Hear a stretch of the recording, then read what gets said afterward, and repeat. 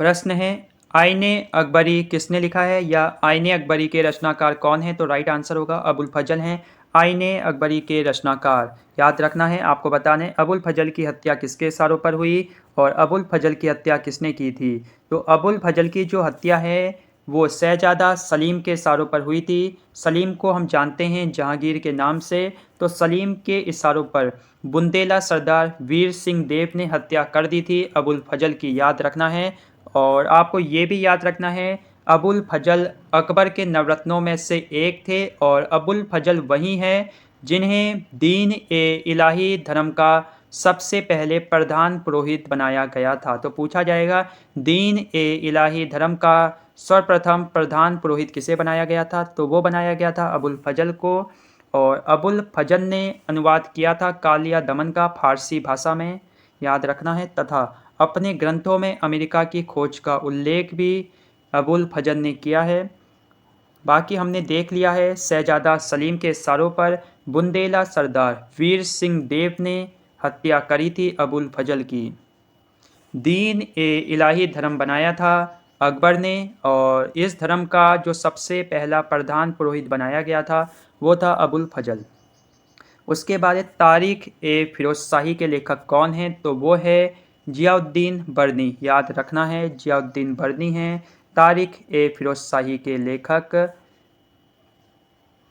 जियाउद्दीन बर्नी एक इतिहासकार और राजनीतिक थे जो मोहम्मद बिन तुगलक और फिरोज शाह के शासनकाल में भारत में रहते थे। याद रखना है किसके शासनकाल में थे? मोहम्मद बिन तुगलक और फिरोज शाह तुगलक के शासनकाल में थे जियाउद्दीन बर्नी। अब निम्न में से कौन सुमेलित नहीं है? बाबरनामा की रचना बाबर ने की है। हुमायूंनामा की रचना आपको बताना है तो ये गलत है। हुमायूंनामा की रचना की है गुलबदन बेगम ने, जबकि शाहजहाँनामा की जो रचना है वो मोहम्मद ताहिर ने की है, ये भी सही है। और तुजुक ए जहांगीरी की जो रचना है वो जहांगीर ने की है। तो सारे पॉइंट सही है हुमायूंनामा को छोड़कर, क्योंकि हुमायूंनामा की रचना की है गुलबदन बेगम ने। हुमायूंनामा की रचना मुगल शासक हुमायूं की बहन गुलबदन बेगम के द्वारा की गई थी, जिसमें बाबर और हुमायूं के जीवन एवं उपलब्धियों का विवरण है। किसके? बाबर और हुमायूं के जीवन की उपलब्धियों का विवरण है हुमायूंनामा में। और हुमायूंनामा की रचना कर रखी है गुलबदन बेगम ने। तुझके ए जहांगीरी जहांगीर द्वारा रचित उसकी आत्मकथा है, जबकि बाबरनामा की रचना बाबर ने तुर्की भाषा में की है। तो पूछा जाता है बाबरनामा किस भाषा में है? तो आप कहोगे तुर्की भाषा में। जबकि शाहजहाँनामा के जो लेखक हैं वो हैं मोहम्मद ताहिर, ये भी आपको याद रखना है। वो कौन सा स्थान है जहां अंतिम मुगल सम्राट बहादुर शाह जफर की मृत्यु हुई? तो आपको बताना है बहादुर शाह जफर की मृत्यु कहाँ हुई? तो वो हुई रंगून में। रंगून में बहादुर शाह जफर की मृत्यु होती है। अंतिम मुगल सम्राट बहादुर शाह जफर की मृत्यु 1862 में रंगून में हुई थी। तो ये अंतिम मुगल सम्राट था, इसलिए आपको इसका वर्ष याद होना चाहिए। 1862 में अंतिम मुगल सम्राट बहादुर शाह जफर की मृत्यु हुई थी। याद रखना है। किस मुगल बादशाह ने अपनी राजधानी इलाहाबाद बनाई? तो वो था शाह आलम। याद रखना है।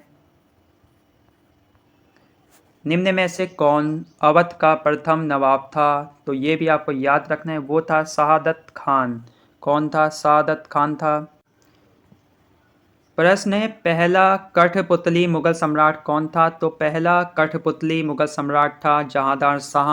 याद रखना है जहांदार शाह को, जो इशारों पर नाचने वाला सम्राट था। किसके इशारों पर नाचता था ये? तो ये नाचता था जुल्फिकार खान के इशारों पर, जो कि एक सामंत था। तो एक सामंत के इशारों पर नाचने वाला सम्राट था जहांदार शाह। याद रखना है, क्योंकि ये जो जहांदार शाह हैं ये जुल्फिकार खान की सहायता से ही गद्दी में बैठा था, इसलिए जहांदार शाह को जुल्फिकार खान की बातें माननी पड़ती थी। उसके शासनकाल में प्रशासन वास्तव में जुल्फिकार खान के हाथों में ही था, जो कि वजीर बन गया था। तो सामंत से वजीर बन गया था जुल्फिकार खान जहांदार शाह के शासनकाल में।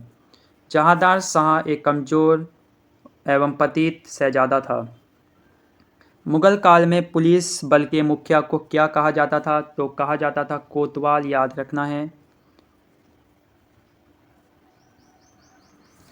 सरकार का प्रमुख अधिकारी फौजदार होता था, ये भी आपको याद रखना है।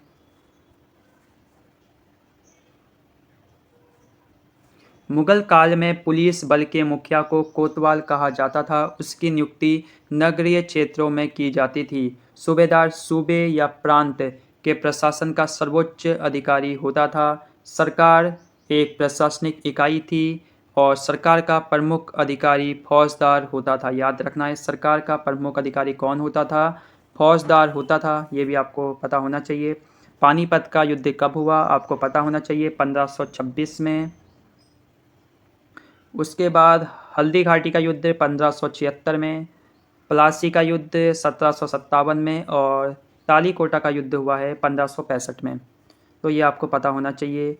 पानीपत का प्रथम युद्ध 1526 में, प्लासी का 1757 में और हल्दी घाटी का युद्ध मुगल सेना व राजपूत राजा महाराणा प्रताप के बीच 1576 में और तालीकोटा का युद्ध 1565 में विजयनगर और दक्षिण भारत के मुस्लिम राज्यों की संयुक्त सेनाओं के मध्य लड़ा गया था। 1565 में तालीकोटा का युद्ध।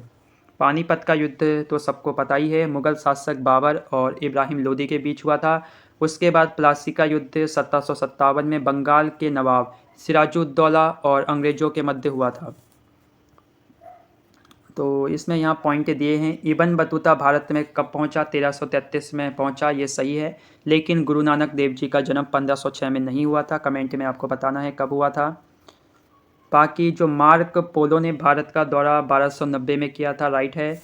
और 1498 में वास्को डिगामा कालीकट में आया था, यानी भारत में आया था, तो ये भी सही है, 1498 में आया था। लेकिन गुरु नानक देव जी का जो जन्म है वो आप देख सकते हैं 1469 में हुआ था।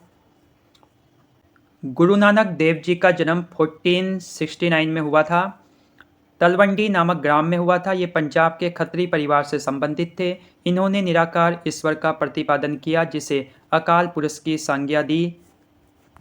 भक्ति आंदोलन को उत्तर भारत में कौन लाया? तो वो लाए रामानंद। याद रखना है, रामानंद लाए भक्ति आंदोलन को उत्तर भारत में। और इन्होंने विष्णु के अवतार राम की उपासना पर बल दिया। किस सिख गुरु ने आदि ग्रंथ संकलित किया? तो वो थे 5वें गुरु अर्जुन देव। याद रखना है, गुरु ग्रंथ साहिब अथवा आदि ग्रंथ का संकलन सिखों के 5वें गुरु अर्जुन देव ने किया था। गुरु अर्जुन देव ने अमृतसर में हरमिंदर साहब की नींव रखवाई। कालांतर में रणजीत सिंह द्वारा हरमिंदर साहब में स्वर्ण जड़वाने के बाद अंग्रेजों द्वारा इसे स्वर्ण मंदिर का नाम दिया गया। खुसरो का समर्थन करने के कारण 1606 में मुगल बादशाह जहांगीर ने राजद्रोह के आरोप में गुरु अर्जुन देव को मृत्यु दंड दिया।